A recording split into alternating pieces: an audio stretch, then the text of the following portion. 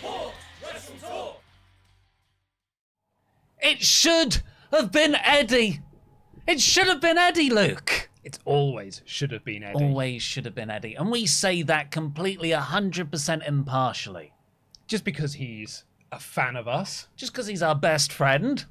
It should have been Eddie. I'm Ollie Davis. I'm joined by Lugo and DAD. Welcome to the AEW Dynamite Fyter Fest Night 2 review podcast. Please give us a subscribe. Press the thumbs up button. Leave a comment down below if you're watching on demand. And if you're watching live, send in those Omegachats to WrestleTalk.com/support or read out every one over $5 before the end of the show. But best of all, the way you can support this channel today, thematically appropriately for Shark Week, is by getting yourself Surfshark. It is the WrestleTalk VPN of choice, surfshark.deals/WT podcast. Use our promo code WT podcast for 83% off and 3 months free. Oh. An incredible deal, an incredible service. We use it here in the office. As I said, it is the WrestleTalk VPN of choice. My phone is using it right now. You see oh god, that's my WhatsApp. You see that little lock thing there? Uh-huh. It's because this isn't a trusted network for this phone. What's wrong with our office network? Right, loads of other people share it. You're right. Are you trying to say that there might be someone in our building? What, King J is trying to hack into my phone right now? He knows the technology, probably. He's really good at Tekken. I He bet does you a he can hack a Twitch. phone. So, yeah. I really also need to get that installed onto my phone as well, so I can use that to encrypt my phone from dastardly people like King J and his Tekken playing. Please do check out Surfshark using the link below. Right, so Bit of house news. If you can, apologies if you can hear the noise in the background. Very warm in here. We've got a fan on. got a fan in the studio. Right, so the main event of this Fyter Fest Shark Week episode, kind of like, I guess, the main event of Fyter Fest overall. No, there's another night of Fyter Fest yet. No, that's Fight for the Fallen. No, there's Fyter Fest Rampage, which is night 4. So yes. that will be the main event of Fyter Fest as a whole, which I guess will be Christopher Daniels versus Jay Lethal. Oh, Ring of Honor. What, TNA? But was Chris Jericho, Painmaker Chris Jericho, versus Eddie Kingston in a Barbed Wire Everywhere match. There was barbed wire on 3 sides of the ring. It's not everywhere. Yeah, you can't put it on. You need the hard cam shot, unobtruded. Even barbed wire on Justin Roberts' microphone, which was pretty awesome. I loved all the barbed wire stuff. It was gross. And then you also had an added stipulation of the shark cage. Because it's Shark Week on Discovery. And all of JAS, although not all of JAS, were in there to stop them interfering, because this is a massive feud. It's been going... I don't want to get this wrong again, but was it Revolution that this started at? Yeah, they're their first match of Revolution. So 5-6 months this has been going on. Started with a singles match about respect. Jericho versus Eddie. Then it exploded into these huge multi-man matches. Anarchy in the Arena. Blood and guts. And now, quite beautifully, it's ending in a super stipulation one-on-one match, and they can finally finish this feud. This was the final chapter. Didn't happen. Yeah, I mean, this is a feud that was all started around the fact that Eddie can't win the big one. And here he is again, not winning the big one. And what bugs me about this isn't that Eddie lost. Because, it's fine. If the whole point of this feud was for Eddie to lose, I predicted that Eddie was going to lose at Revolution, because we were like, what happens to the character of Eddie if he still cannot win the big one? If Jericho was proven right, what does that do for the psyche? So, Eddie losing this feud isn't an issue whatsoever for me. If the plan was for Eddie to lose, that's fine. Jericho wins this, grand. He's the Painmaker, he's undefeated in AEW or some sort of nonsense, because he's a cool character. Oh, I forgot about... He's still undefeated. He's a cool character. When he's got the face paint. And it's not cool Demon Balor face paint. No, it's not. When he's been at his eyes with his mum's mascara. Yeah. He's just like, oh, I'm a different character. You're not, though, are you? You're definitely still Chris Jericho. You've got a little hat on. But now he's wearing a new hat. But anyway, so if Eddie's going to lose, then that's fine. It's after the match, Eddie throws him into this spider's web of barbed wire. And Jericho's there going like, oh, no, I'm in barbed wire. And Excalibur's like, Eddie Kingston got what he wanted. And he sat there. And then he sat there with his look on his face. It's like, well, who really won? Chris Jericho won. Yeah, definitely Chris Jericho. He for sure won this match. Needless to say, Chris Jericho had the last laugh. So I've got multiple issues with this match. Can I just sort of start from the beginning? Please and we can work our way through. Mm-hmm. Loved all the barbed wire spots. Great. Loved Eddie coming out right away and just taking that microphone off Justin Roberts and started hammering. I like that he just went, "It's Shark Week." Yeah. Afterwards, and he got on the mic because Eddie obviously does not give two Fs about Shark Week. Beautiful. Love him. He feels like the most real thing in wrestling, always. But then, they were wrestling, and I was like, oh my God, I love this, that the JAS have to watch on, and they're completely helpless. That adds a really nice layer. And then they kept showing Ruby Soho at ringside, who had the lock and the controls to the shark cage. And I thought, oh, crap. Chekhov's Ruby. Yeah. So Tay Conti comes out and beats up Ruby to get to unlock the JAS, but then Anna Jay comes down to stop her, playing off last week's segment where Tay Conti was like, you should be bad more. And it looks like Anna Jay is going to stop Tay Conti, but then she turns heel, she sides with Conti, they beat up Ruby, and they lower the cage. Yes, and then Tay Conti gets the key from Ruby Soho, and then struggles to unlock. She can't unlock it. Well, I think she eventually did, because there's no way that Jake Hager was getting through those bars. Everyone else, the skinny geeks, they can get their way through, but big muscly Jake, he was never getting through those bars. Jake Hager's still there like the bad guy in X-Men. He's trying to get through the bars and he turns to water. So they eventually, it takes her a little while. They have to cut away the camera because was embarrassingly showing that Tay Conti was like, she literally hands the keys to Matt Menard. I'm like, can you do this? Yeah. I'm struggling here. And they get out the cage, they run in, they bum rush Eddie Kingston, start beating him up. Oh, can I bring it back? Of course you can. Why wasn't Conti in the shark cage? Great question. She's in the JAS. Well, she has to run down and interfere with Ruby Soho. Well, this is the thing. Anna Jay can do that. That's why it's baffling to me. That you put all of JS in the shark cage. Oh, how can Tay Conti do this? Anna Jay's walking out. She's gone to the dark side. You can't have the reveal of the siding with someone else. The reveal is her walking out. It serves the same purpose and it makes more sense. It's not quite who's the third man. Okay, well that annoyed me. But then, Me you said, everybody rushed out. And then you get all of Eddie's gang, so Blackpool Combat Club, Ortiz, who just absolutely whacked Chris Jericho with that mad ball. I mean, thankfully it's just got boglins in it, so it doesn't hurt him much. It was great though. And everyone ran in, and it was just a cluster. And then, but they all kind of brawled off. I'm like, okay, get back to the focus. That was annoying and overbooked, but get back to the focus of this. And then Sammy Guevara runs in while Kingston has Jericho in the stretch plum, the way he won the first match. With barbed wire. Nearly won the second match as the blood and guts. And Sammy Guevara kicks Kingston in the face. Jericho, barbed wire, Judas effect. 1, 2, 3. Jericho wins, completely unsatisfying. And then Eddie is like, oh no, we're running out of time and I need to stand tall. And they lost their way a bit. It looked a bit clumsy. He missed the back, he did the spinning back fist, but Jericho was already a couple of steps ahead of him, so he just spun round. And Jericho didn't sell it because Jericho didn't even see that he had attempted it. And then we got the finish, which you talked about, where he pushed him into the spider web. So I really, really was upset with this because AEW doesn't have a lot going on with it right now. Let's be honest. It doesn't have many top things going on. No Punk, no Danielson, no MJF, no Adam Cole. No Kenny Omega. No Kenny Omega. Hangman Page isn't really doing anything either. So you've got this, there's no big top stories. Jon Moxley's the champion, but I would hardly say he has a feud. Kingston was the most exciting thing coming off Blood and Guts. That whole character beat with Claudio was fantastic. But here, it feels like nothing has changed.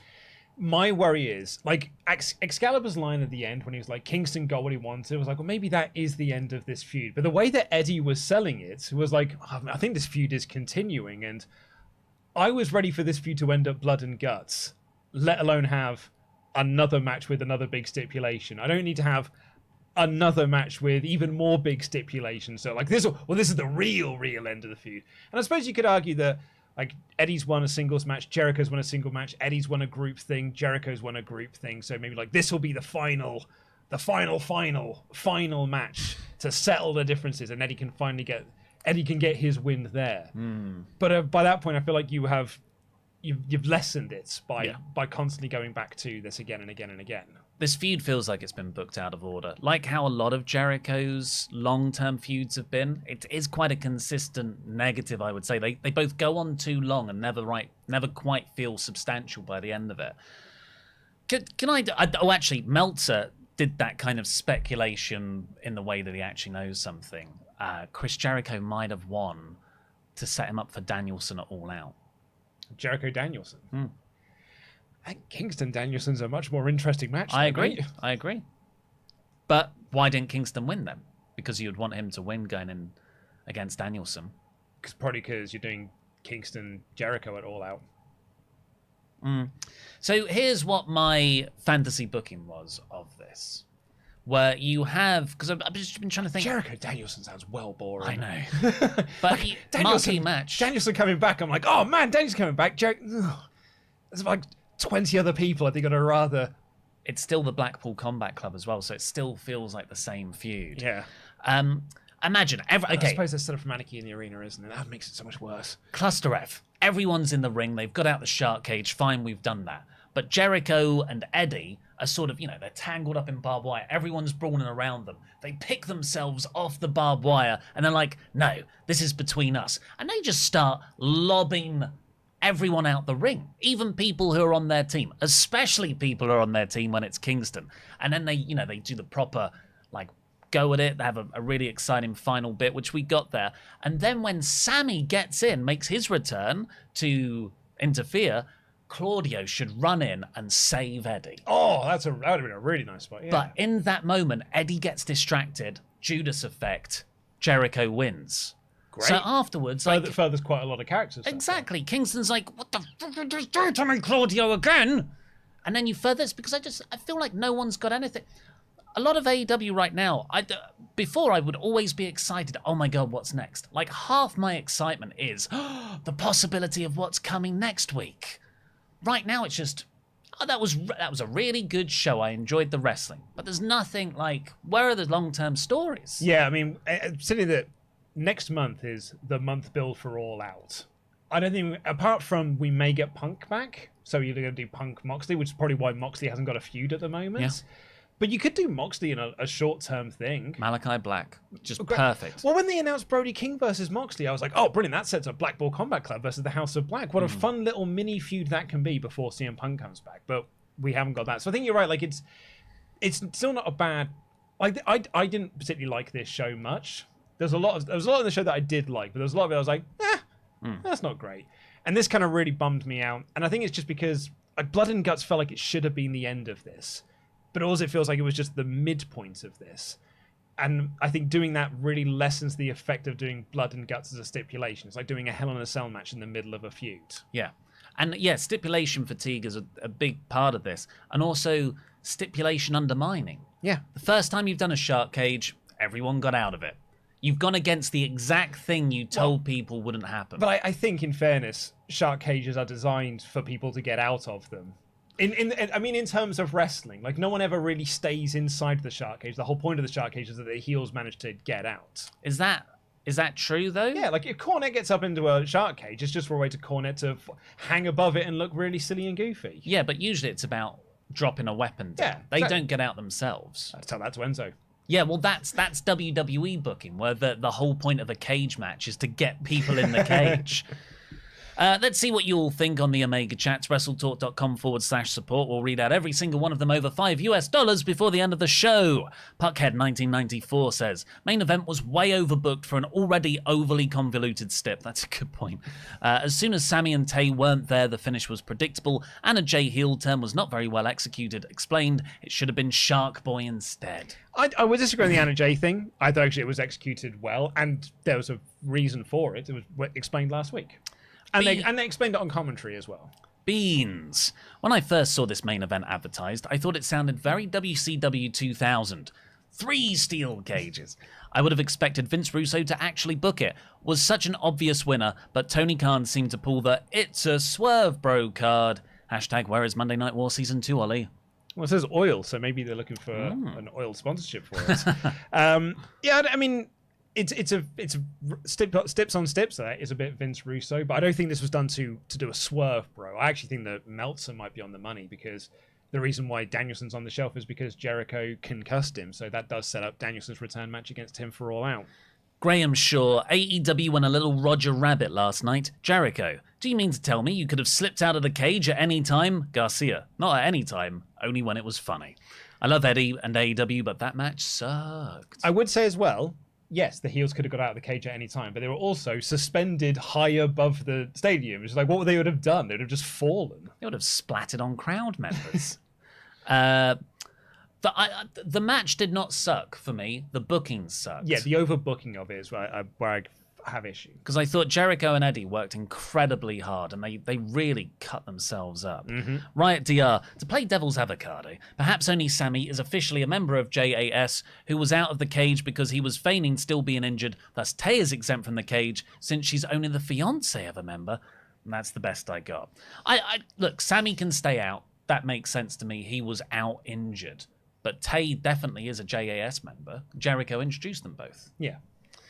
Bacon Rasher. Hi, lads. Really good Dynamite for me till Jericho won. That shark cage was like a really bad explosion. It's how they leave us. Also, I wondered from the review earlier how many times you can quickly say, Hangman Page made the save backstage.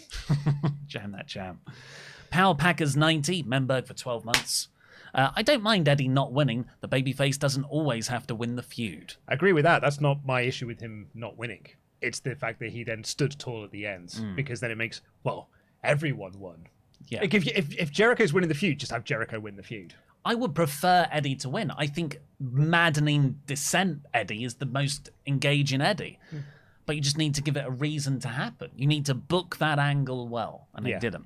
Don't mind me, I'm at work, says. This felt like old WCW. Incredible undercard and tag, borderline annoying cross-promotion, cheesy sports entertainment, gimmicks, and the elderly, well-connected talent going over than the person who should have won.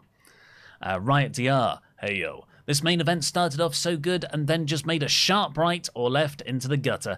I'm starting to get the feeling that shark cages are a kiss of death for wrestling. This feud is continuing, isn't it? Did this feel final? I'm already picturing Eddie Kingston kind of promo next week, being like, me and you, Jericho. Maybe like the big thing will be like, it's me and you in a singles match.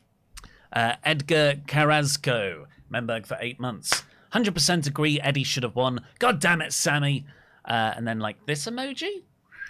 No, it's blowing out your nose. It's like, oh, right. It's blowing like, yeah. I don't know, air out your nose because you're like, I'm frustrated. Now with that out the way, Sunday was my birthday. As a gift, Italian me, Papa Davis. Ollie, what? Italian me. Edgar Carrasco.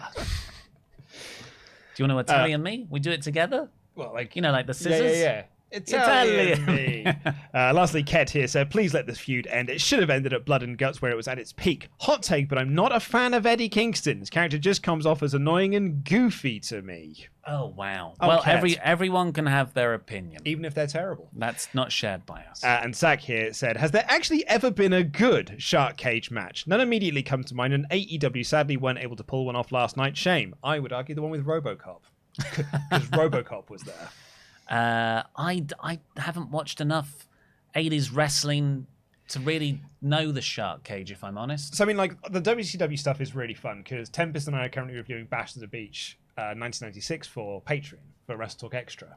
On that show, there is a match between Diamond Dallas Page and Jim Duggan. It's a taped fist match for the Lord of the Ring. It's a diamond ring that Diamond Dallas Page won in like a tournament or a battle royal that he's now defending against Jim Duggan. I was like, man, Tony Khan just really likes WCW. And MJF and Cody.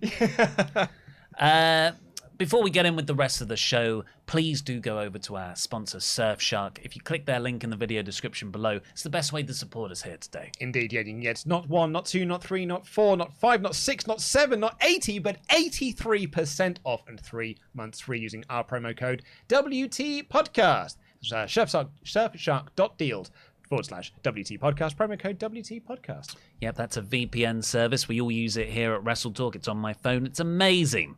And it's Shark Week. It's Surf Shark Week. Surf Shark Week. Right, so this episode of AEW Dynamite was Fyter Fest Night 2. It's Fyter Fest night. It's Fyter Fest Week 2, Night 3. I am officially over special shows done by AEW. Then you're in luck because there's one next week. It's Fight for the Fallen next week. I honestly thought in the start of this episode, what happened to Fight for the Fallen? That used to be a thing. And then I was like, okay, of course it's next week. When you keep doing special show episodes, I was like, where's my normal Dynamite? Well, that's in 2 weeks' time. That's the special show now. The opener was Brody King versus Darby Allin, who had a cracking match. This match ruled. Absolutely loved it. Brody King was like a big Brock Lesnar style monster, and Darby Allin was like the perfect ragdoll for him to throw around. And it felt like it was building up for the, you ragdoll Darby Allin for 95% of the match. Then he comes back, hits a code red or something, and then coffin dropping gets the win. And no, Brody King just continued to murder him. Darby Allin had a brief comeback, and then Brody King was like, no, I've had enough of that. I'm back to murdering you again, and then won. He did the choke on the apron again, like he did at the Battle Royal. Darby just drops dead. Such a close 10 count. Like, Darby did not stand up until 9.7. And then he gets in the ring, and Brody's like, well, F you. And did this gonzo bomb on him. Oh, my God. It was amazing. I thought he broke his neck. I rewatched it, and I was like, is he okay? It was an incredible match, an incredible finish. I absolutely adored it. Yeah, really good stuff. It's quite something. Darby, who's pretty protected generally, is being dominated by Brody King. Brody King, I would say, is not one of the top guys. I actually saw someone on Twitter say that this should have been the match before they did Brody King versus Moxley, because it really would have set up then to be like, man, like this is what he did to Darby, one of like the tippity top, like one of the well protected tippity top guys. Now he's going up against Moxley. I agree. After that, they lured Sting down, and lights cut out. Malachi Black's there. I love the stare off stuff between Malachi and Sting, but then Malachi misted him. And then Miro came out, seemingly to make the save, but then just stood there. Yeah, so he did that promo on Rampage where he was asking his god, did you send me this devil to fight or to join? And he's got sunglasses on, and they've got different coloured lenses on them, so like darker lens and a lighter lens, the light and dark of Miro's personality at the moment, of like which way his god wants him to go. But we don't know whether or not he is joining House of Black or whether he is still out there to try and redeem them. We don't know, but we can make an educated guess, can't we? Can we? Well, there's 3 people in the House of Black. And there's 3 people in Sting and Darby Allin if you add Miro. Yes. Yeah, so like I don't really I hadn't quite put that together. I'm a bit thick, so like maybe it is obvious to everyone else but me, but look, when Pac and Penta start feuding with House of Black, you're probably like, it's time to bring in Eric Redbeard. Yeah. But Pac did the same thing. He did like the bandage. Oh, I'm fooling you. To me, this feels like it's going to go the same way, but just with sunglasses. Well, I mean, perhaps the intrigue for me here is, because I didn't really think about that. My intrigue now is what this means for Sting. Because the thing with Malachi Black, and it's kind of like the fan theories around The Fiend, which is like, oh, anyone who had a match with The Fiend has their character completely changed. Like, no, anyone that was booked against The Fiend was booked so poorly, they had to change the character. And I think with Malachi Black, they're actually doing this correctly, which is that anyone he missed does have to have a change of character. Some of them choose to remain who they are, but some have succumbed to it. Julia Hart succumbed to the mist. Pac managed to fight it off. Like, we don't know which way Miro's going to be going, but now Sting has been listed. We don't know which way Sting going to go. Is Sting, the man who famously no-sells stuff, is he going to have some, like, is he going to get a darker side Sting? Is he going to be the one that joins the House of Black? I don't think you can do full face paint. I mean, if you inverse it, maybe you just go, maybe just white face, just just to be on the safe side.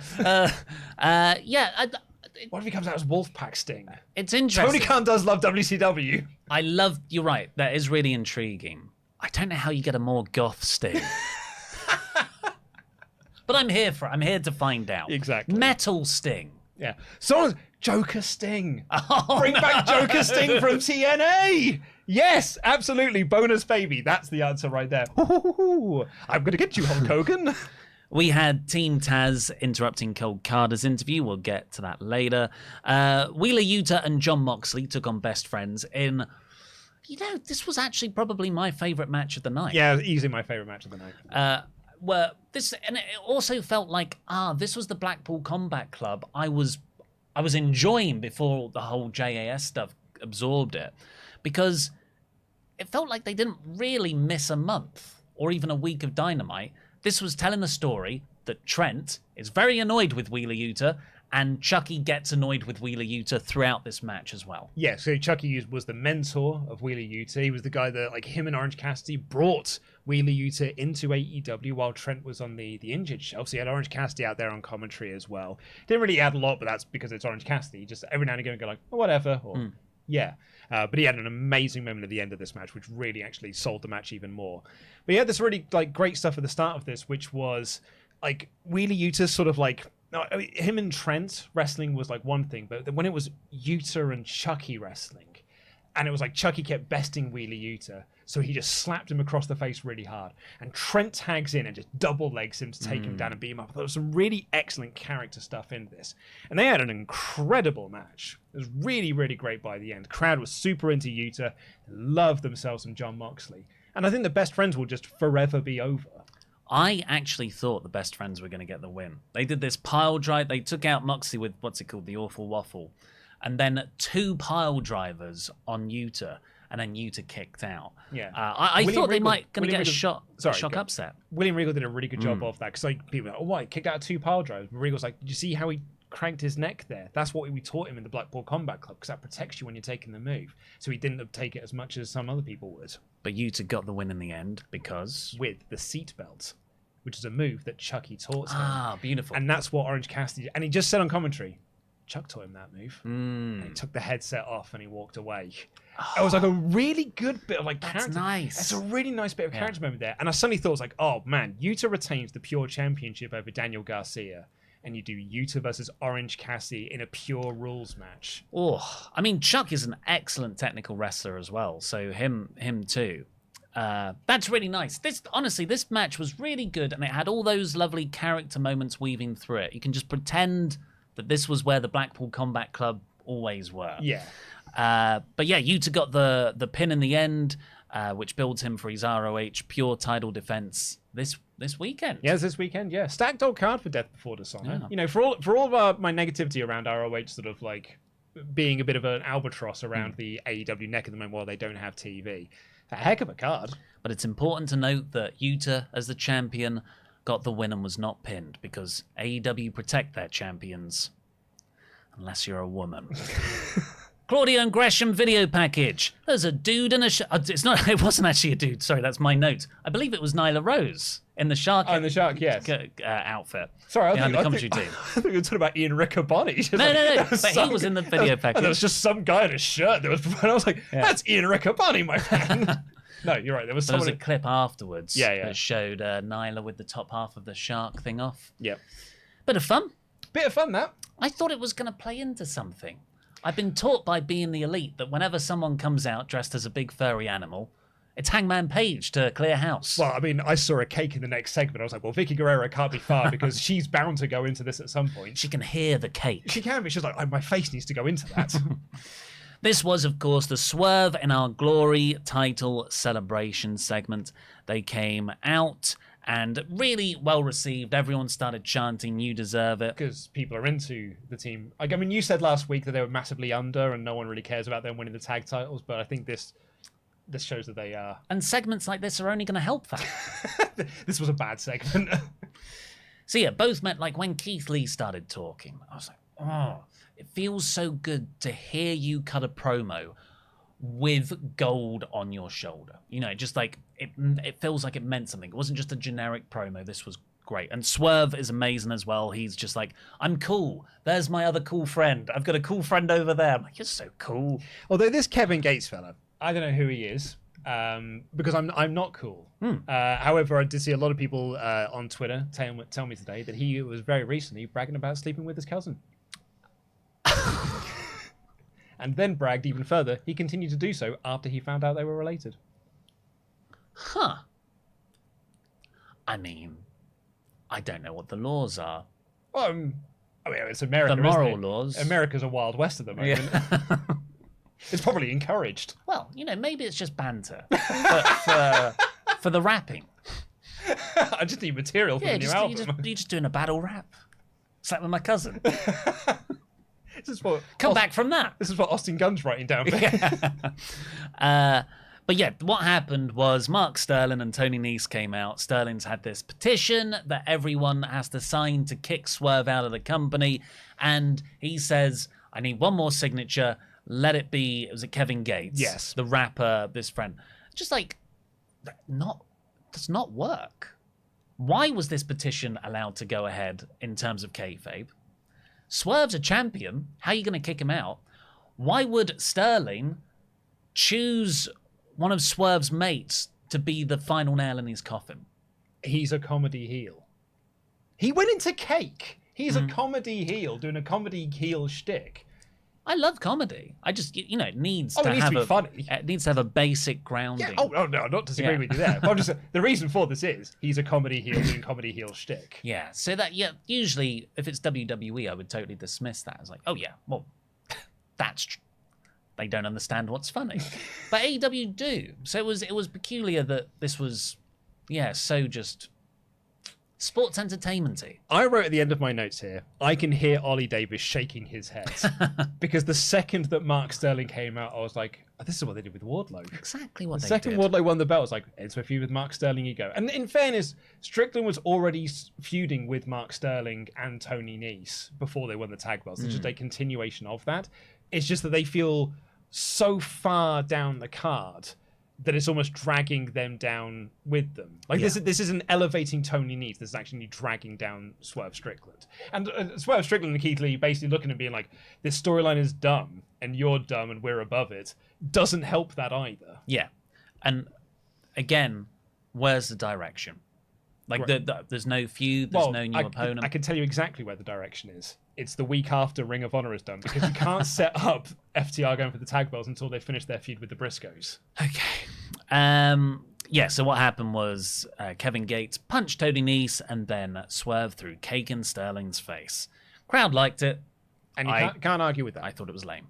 Dark Order were doing a little bit with Butcher and the Blade backstage. Butcher and the Blade beat them up and then ran off as Hangman Page made the save backstage. Butcher was wearing a terrific David Bowie t-shirt. He's a great human being. He certainly is. Hangman Page, though, alluded to it earlier.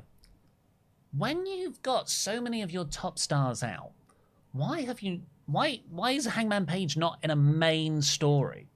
Well, I think this is the story, is that he is no longer a top guy. Well, have that on TV. Don't have it like in 30-second backstage segments. But surely that only highlights it further. It's like that he's not on TV as much as he once was. But I go back to, remember the not argument, but you and I making the point of like the Kenny Omega story in year one of AEW is I am no longer the best wrestler on the planet.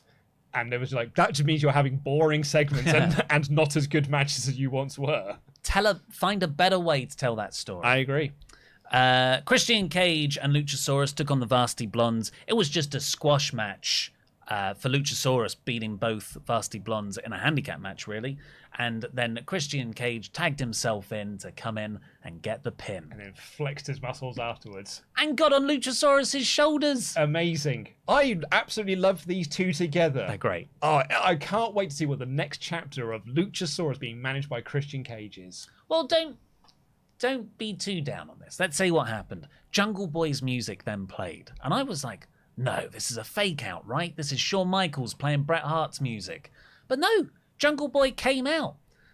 Angry Jungle Boy isn't the most compelling facial presence, I would say, but he came down and he had a stare down with Luchasaurus.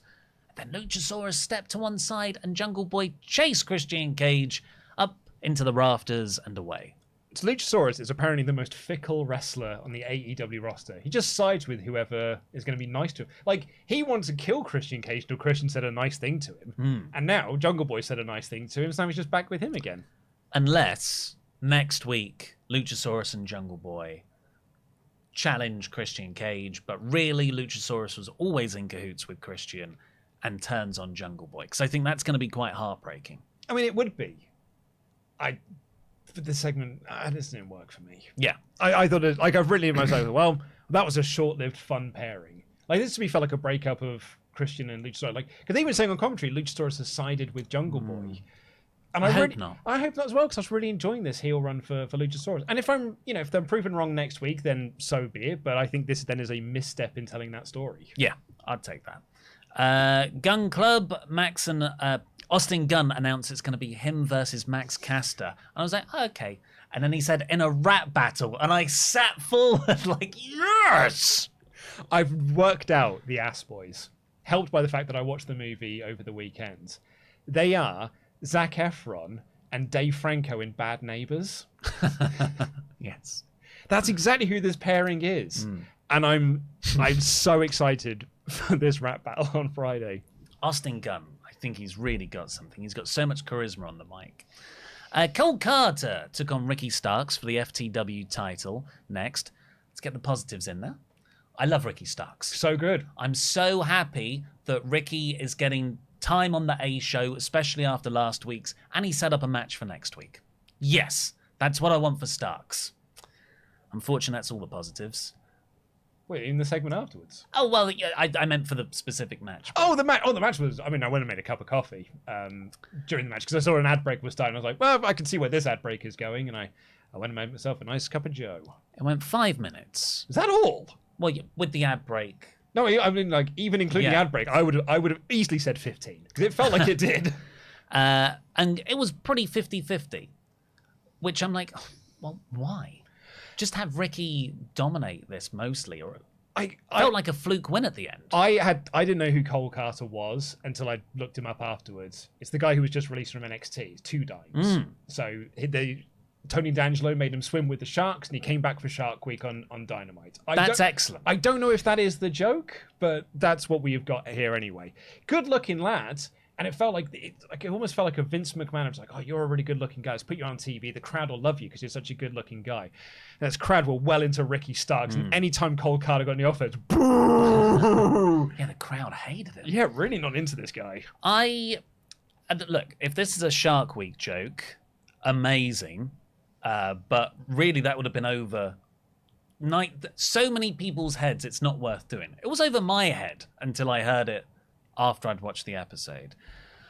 I don't think it's the best look for AEW to immediately get someone on their A show the month after he's been released by WWE for failing a drug test. Oh, is that why he was fired? Yeah. Oh, right. Well, that's not great at all. Especially with all the Jeff Hardy stuff. Yeah, there's 100 other people you could have put in this position. And it's not like he's this amazing, super over NXT original wrestler. He's a lad. When he was first introduced in the backstage, in the interview segment, I had to rewind it because I missed his name. There are so many people on your roster that could have had this position, which would have made Ricky Starks' win feel a lot more credible. Completely. I thought this was baffling. Yeah, not what I would have done. And I guess it is just for the joke of he was swimming with the fishes and now he's out for Shark Week. Like, if that's the reason, then the joke doesn't work well enough for that to matter. And I don't even know if that was the intent. I'm sure it'll be a hilarious being the elite segment. Ricky afterwards says, I want another challenger. That was barely a challenge. And I thought, in which case, you should have squashed him in 30 seconds. Agreed. Then. And then Danhausen comes out to answer. And Ricky says, well, it's going to be next week. Danhausen's for sure winning the belt next week. It's the FTW title, so it can move around. Well, here's the reason why. Okay. They were talking up so much on commentary how there's only been 4 champions in the FTW history. It's Taz, Sabu, Brian Cage, and Ricky Starks. And they were like, he's been champion for over a year. Only 4 men have had that. Team Taz. Ricky Starks will hold that belt forever. Danhausen comes out, and I'm like, that man's winning that belt next week. Starks, longest reigning FTW champion. I have another theory. It's not mine. It's something I read somewhere. I can't remember where, unfortunately. So sorry, there's no credit. Danhausen loses. Team Taz continue to beat him up afterwards. Oh, and Hook comes out. And Hook versus Starks for the FTW title is your program. That's better. That's the one, isn't it? Yeah, that is better. You get a title on Hook that he never has to really defend. It's like the perfect. I mean, you could do it all out like of Yeah. Hookhausen versus Team Taz. I like that so much better. Statlander, Athena, and Willow Nightingale had a promo. I've just written here, I love how crap the Shark Week ad is. The little graphic we got when the show went on break on the fight feed. It's like a little shark here, a little shark here, and it goes woo to the camera. Awful. Potentially the segment of the whole show, the FTR promo. Oh, we're just skipping over that interview segment? I mean, no, nothing was said, so I suppose you're right. Yeah. Yeah, fine. This was the best thing on the show. So FTR came out, probably the most overact in the company, the way the crowd reacted. Here's my first note, Oliver Davis. You'll like this note. Tony Schiavone's in the ring with FTR. Yeah, maybe they should be the tag team champions. Thank you. They've got all the belts on. The crowd are going nuts. Cash Wheeler just says, thank you. I'm not going to get used to these. Never get used to it. And everyone was like, you should do. We love you. It was really, really good. And then Dax cut one of the promos of the year. And it was so succinct. You know, it wasn't like this 10-minute MJF pipe bomb. It probably went 45 seconds to a minute. And it was, let me tell you a little story about a little girl, a 5-year-old girl who had a hole in her heart. And the doctor said, you might have to have heart surgery, which is very dangerous for a young girl. But if you work really hard at it, it might heal up. And then 3 years later, she went and the doctor said, it's healed itself. So this Sunday at ROH, I'm going to fight like an 8-year-old girl. I mean, I think people had kind of figured out when he was telling the story, but he punctuated was like, that girl's my daughter. Oh, yeah, of course. The most important part I probably left out. And, you know, she worked that hard for her heart. These are my hearts, so I'm going to fight like this and bring these titles back home. Yeah, and I love that line. This Saturday at Death Before Dishonor, I'm going to fight like an 8-year-old girl. And it's the most badass thing to so say, good. the way it's set up. I loved it so much. Wrestler of the Year, Dax Harwood. I said it in my review. It felt like the scene in Guardians of the Galaxy Volume 2 when... oh, God, what's his name? No. Oh, my God. I got to think it's Kraglin, and I was like, no, that's the other guy. Star-Lord. Mary Poppins, y'all. Star-Lord... it's on the tip of my tongue. It isn't, and it's annoying me that I can't even do it. Well, that's why I'm waiting for Yondu. Thank you. Yondu's flying down, and Star-Lord goes, you look like Mary Poppins, because he's got the little umbrella. Is he cool? Yeah, he is cool. I'm Mary Poppins, y'all! I'm going to fight like an 8-year-old girl. That was perfect. Put it on a t-shirt. A+ material. I legit teared up. Mm-hmm. I think a lot of people did. Jay Lethal, on the other hand, he's cutting the same promo as always. Yeah, no, but I enjoyed this one because Christopher Daniels walks in and he's just like goes, I'd have beaten Samoa Joe already if he showed up for work. And Chris Daniels walks in and is like, well, I'm challenging you to a match on Rampage. And he walks away. Jay's like, he cut into my TV time. Cut into my TV time. I like Jay Lethal. I like Sanjay Dutt, and I like this trio that they've got. It's going nowhere, and I don't think he's going to win this Saturday either. But you know, hey, at least it'll be the end of that feud. And then they'll announce a Ring of Honor TV deal at the pay-per-view, and this won't be on Dynamite ever again. It's done absolutely nothing. Imagine closing a show with that Satnam Singh angle, and then this is all you've done afterwards. He had a match on Rampage. Jade Cargill and just one baddie. Jade Cargill and Kiera Hogan took on Athena and Willow Nightingale. Chris Statlander was banned from ringside because Layla Gray was not allowed to compete. Yeah, this was supposed to be a 6-woman, and they made it a tag match instead. This was so much fun. Nightingale's got so much charisma. Cargill's got so much charisma. I was loving everything they did. But then when Athena got in the ring in the final half, her and Cargill, I was like, I didn't know I wanted this match so much. I think they've actually built this really well. I think they've done a really great job with Jade versus Athena. And I think Athena feels like the first person that genuinely could be a threat to Jade Cargill and winning that belt. And I think they've done a sterling job, actually, a Mark Sterling job of building this feud. And the promo that earlier where it's like, I'm going to get that TBS championship. I think you should go for the women's title. And actually, like, Statlander's reaction to that was like, oh, okay, it's not quite what I had in mind, actually. Because she really wants to beat Jade. She wants to be the first person. So I think they've now set up some nice tension between the two of those as well. So actually, it might be one of the best storylines in AEW at the moment. But because it's only given one segment every 3 weeks, it doesn't feel like it's a big deal. There was this great spot where Jade Cargill kipped up, cocky, but behind her, Athena then kips up as well. It was really good, but Hathaway distracted Athena, Cargill took her out, and then pinned Nightingale in the ring, as it should have been. Yeah. Then backstage, we have a Thunderstorm promo again, which was interrupted by Britt Baker and Jamie Hayter again. Yeah, they're having a match this Friday, Baker and Hayter, that is, probably against the Renegade Twins. So this is the last thing we'll talk about because we've already spoke about the main event. That's the show. There's a lot of women's teams suddenly forming. Yeah, they're going to introduce some more belts. Anna Jay and Tay Conti. Yeah. Thunderstorm, Statlander and Athena, the Baddies. Uh-huh. Like, they're all coming up. And I'm like, what? In what world do you think it's a good idea to have more belts, let alone more women's belts for a division that's already severely underserved? Because Tony loves belts. Here's how I think it can work. Imagine if this is actually all building to a couple of months' time when Banks and Naomi show up in AEW with some women's belts. Or they haven't got the women's belts. They gave them to Johnny Laurinaitis. Well, no. Legally, buy replica ones. Legally, you couldn't do that. They are not WWE branded. They are just women's championship belts that they've got and made themselves. We are the women's tag team champions. And they just say that. So the only downside to you, because I like your theory, I love this sort of fantasy booking thing, it's that can't do that until next year.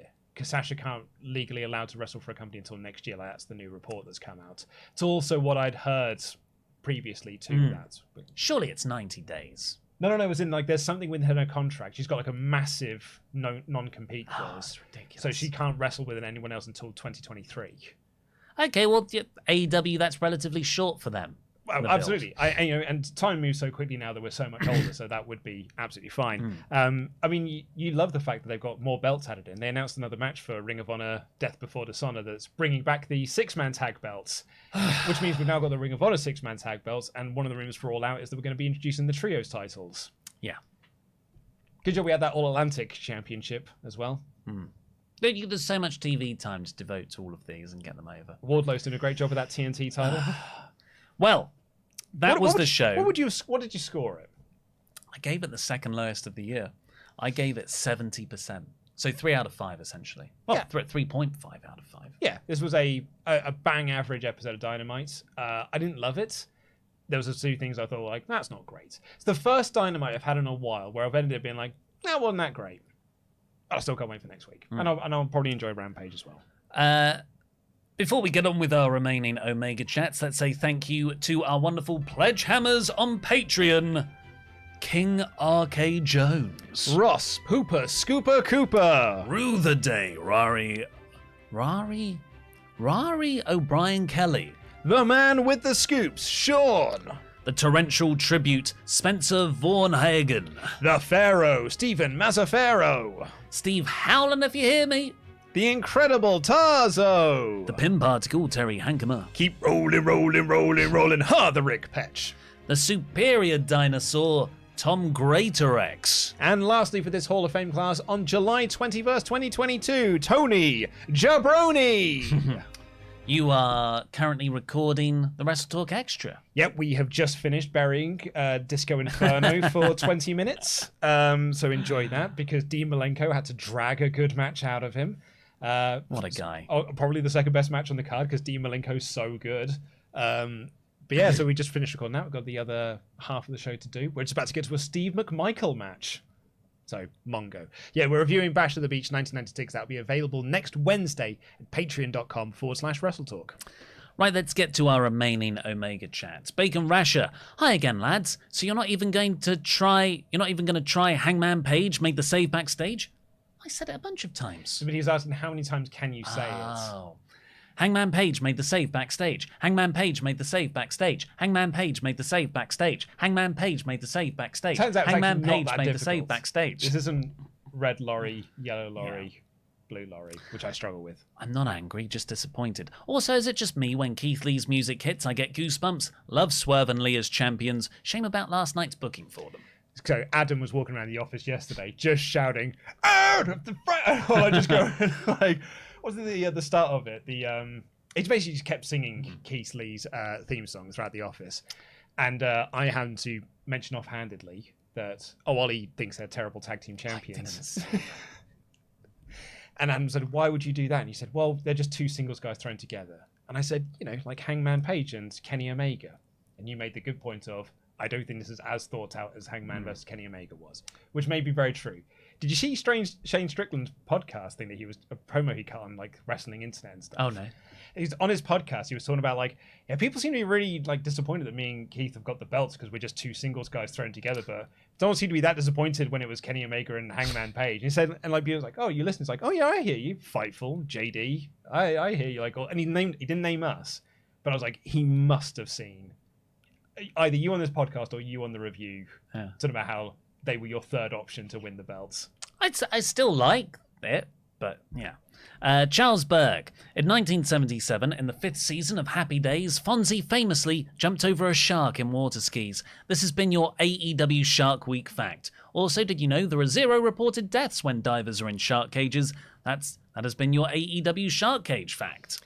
Yeah, it's where the term "jump the shark" comes from. They tried to replace it in the last few years with "nuked the fridge," but it didn't take off. I wonder if this was AEW's week where it jumped the shark with overbooking.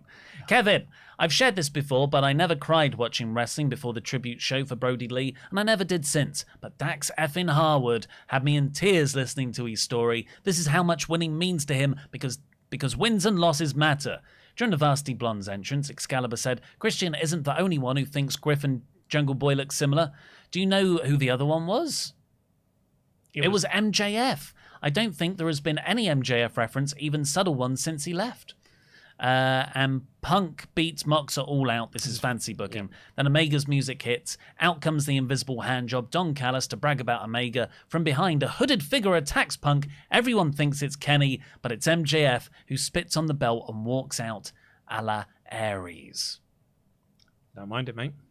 It's big. I'll hot tag to you. Swaggle Boone said, if MJF's work shoot, walkout firing was meant to build anticipation for him, either by AEW or Max himself, it hasn't worked for me. I haven't missed him on TV at all, and I've forgotten about him until Ollie's review mentioned him. What's the end game here? I would argue, Swaggle Boone, and it's really funny, isn't it, with wrestling fans? And I don't hate to generalize, but when CM Punk walked out after Money in the Bank 2011, WWE brought him back 2 weeks later. Everyone was like, that's far too soon to be bringing someone back. You really need to keep them off TV for months on end to really build anticipation. So that's what they've done here. They've kept them off TV for months. People are like, now you've gone on too long. Should have brought him back 2 weeks later. No, I agree. I think keep him off TV for as long as possible. Keep him off for even longer than this. The Ultra Chat we had above from Kevin saying All Out seems like a really good time, but yeah, I'd keep him off TV for much, much longer. It's just difficult because they're missing so many top guys at the same time. Yeah. Puckhead 1994. Luchasaurus had his Airbud moment, siding with good instead of evil. Luchasaurus and Jungle Boy may be on different paths for now, but there'll always be a boy and his dinosaur. Also, Tarzan Boy may not be the best chase scene music, but it is still a banger. Andrew the Last Airbender. Ollie had a well thought out and valid criticism. Can't wait for him to be torn to shred in the comments. Speaking of valid criticisms, I love AEW. I love various hardcore matches. With the amount of injuries, however, should they decrease the frequency? People aren't really getting... Oh, I know that's a lie, actually, because Santana was blood and guts. Danielson was the anarchy in the arena. There's an argument for it. I think it's freak accidents. I think in some cases, though, particularly like Santana in Blood and Guts. But yeah, no, I mean, funny enough, when the match started, my wife said to me, I get why wrestling does this, because it's the freak show carnival thing, and it's often showing signs of toughness. But she looked at the blood, and she was like, do we need this in 2022? Yes. That was my argument, but she left the room. Westhead 90 with my child. Would you rather see Butcher join the House of Black or Blackpool Combat Club? Or if neither, what's your fantasy booking to elevate him? Guys, unreal. Love you both. Love the channel. Going to Vegas on Monday. Any roulette numbers for me? I don't know. 9. 2. Yeah, Butcher, I don't know. I love him too, but I don't really see him as a guy who's ever going to get into... even a decently mid-card spot, unfortunately. So I don't know, but he would suit House of Black more in my mind. Travis Griffin, super excited for my first Dynamite next week. I get to watch Danhausen wrestle. I can't wait for the rest of the card to be announced. You guys rock. Jam that jam. Andrew Ducati said, call me old-fashioned, but I agree with JR objecting to Jade Cargill calling herself the B word. I used to end folks over calling my sister that. But she's owning it. Yeah. She's a bad B. You see JR getting thirsty on Natalia's sister. Yes, I did. Was it is her sister or was it Natalia? I don't know. I looked away as soon as I cringed into oblivion. You're on a tread. It's like, oh my God, I can't be seen looking at it. Flaky, hello lads. I love most of this show. The main event was meh. I usually skip the women's matches because AEW made me not care, but I watched the Nightingale stuff. She's my favourite female wrestler. Also, I adored Christian's new shirt. Worked everyone. I didn't see that. Yeah, it's on the graphic on the screens and everything. Brilliant. So good. And also love Nightingale. Right, DR. I love Thunder Rosa, but she doesn't feel like the top woman in AEW. Maybe it's the 30 seconds of TV time, or that her segments seem to be like Groundhog Day. Jade Cargill has been portrayed and booked like the true final boss. What is the TBS title? At the moment, it feels far more important than the women's. Absolutely it does. Kyle McIver said, it was an okay show for me, but there's a million times better than anything WWE has done in years. I know everyone loves AEW, but there are things I don't care for. I love your show, and I'll always watch and listen. Jam that jam. Thanks, Kyle. Noah Fortner, hope you guys are having a lovely day. Fun fact, the rapper that punched Kevin Neese once unknowingly dated his cousin for 2 years. Yeah. Well, you know, if it was unknowingly... That's the way it is. Apparently, he bragged about continuing it afterwards after he found out as well. Well, they probably developed real lovely feelings for each other. Lovely feelings. It's not a problem unless you're reproducing, right? I mean, I don't know. As I said, I feel like the Wild West, like it's a lawless country, America. Like it probably people to be like, yeah, it's 100. Like encouraging. There's probably TV adverts telling you to do it. Keep the bloodline pure. Plasma PD. Also, I'm glad Tony Khan is finally acknowledging the ROH 6-man titles, despite the build for Death Before Dishonor being not so great, especially since I won't be able to watch it on Honor Club. Oh, is that true? I thought it was on Honor Club. No, it's on Fight and BR. This is probably because they've got the deal with BR. Yeah. Plasma PD Morning WrestleTalk. I thought the main event on Dynamite was underwhelming due to the stipulation not being. Maybe not being adhered to? Maybe. I mean, I guess the shark cage Shark thing. cage, yeah. Also, hip-hop legend Jermaine Dupri getting that kind of pop in Atlanta is sad because someone thought that last night's crowd was the right crowd for him. I don't get the references. Neither do I. I didn't even know they were in Atlanta. I'm sorry. Right, DR. Did we need the Karter debut on the Super Special Grand Prix Dynamite? Did we need that much time? I may just be upset that I didn't get to experience Willow's Nightingale's entrance. By the way, didn't know he was 2 dimes until this morning, which might be worse. Neither did I until after the match. Omar Jose said, I know I wasn't that big of a moment, but I popped hard for Jungle Boy coming back. Then again, when Luchasaurus led him through. My wife said in the most loving of ways that I'm a huge nerd. How I bagged my hot-ass wife will remain a mystery to me. That's the comment, not me projecting. Good for you, Omar. Projecting onto my own life, I should say. Mark, first time Omegachat here. I recently was diagnosed with type 2 diabetes. WrestleTalk and its network of channels have done so much to keep my mood up. Thank you all. Oh, thanks, Mark. And lastly, Jay here said, just want to congratulate No Rolls Barred on receiving 100,000 subs. I love wrestling, but that content is now my absolute favourite stuff you all make. Yeah, Mine everyone too. go and check out No Rolls Barred. It's great. It is great. Adam and Sully are getting absolutely smashed right now to film their new video. We won't say what it is. So Adam was booked for 2 things today. He was booked to do Fan Quizlemania, and he was booked to do the Sunday news list video. He is doing neither of them because he's getting hammered in drafts instead, playing battleships. On the company dial. So Pete was like, well, I guess I'm doing the list then. Oh, well, thank you, everybody, ever so much for tuning in today and for all your wonderful Omega chats. But that's all we've got time for. Please, click out. Click the link in the video description below to check out our wonderful sponsor, Surfshark. It's the best way to support this channel. And we've got the result of the poll. We do. We appear to be a bit out of step here. 3% voted 1 out of 4. 14% voted 4 out of 4. 22% voted 2 out of 4. 61% voted 3 out of 4. Well, I'm glad everyone enjoyed it. Yeah. I mean, usually there is more 4 out of 4 led. So I think this is like the first time we've really seen a huge dip off that. But yeah, people seem to enjoy the show more than we did. So lovely. I've been Ollie Davis. This has been Luke Owen, DAD. Jam that jam. Jam that jam, everyone.